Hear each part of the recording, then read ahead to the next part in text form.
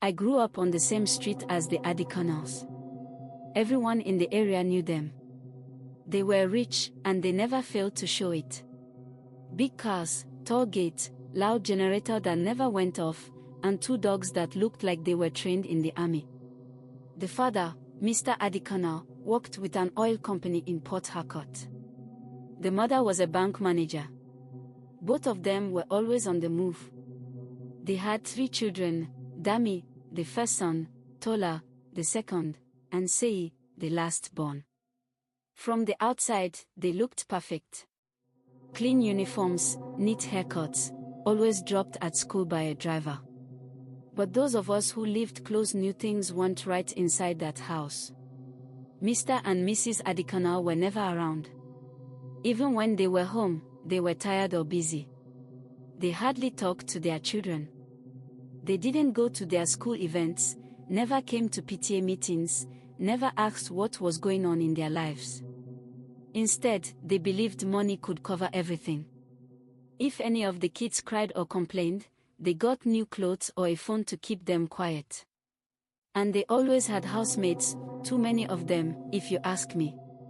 At first, the kids seemed okay. Dami used to play football on the street with us. Tola was very smart in primary school. Sei was quiet but sweet. But slowly, things changed.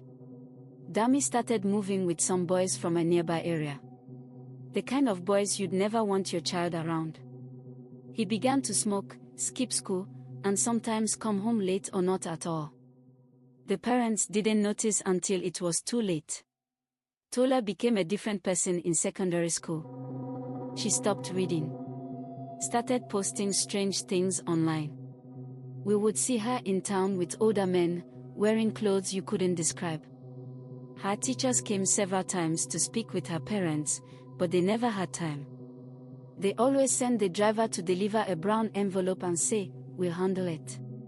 Say, that one just faded. He didn't talk anymore. He stayed in his room most of the time. I later found out he was into drugs. Hard ones. And nobody noticed until one day, he fainted in front of their gate. Years passed. I left the street, but I came back during the last Christmas to visit my mom.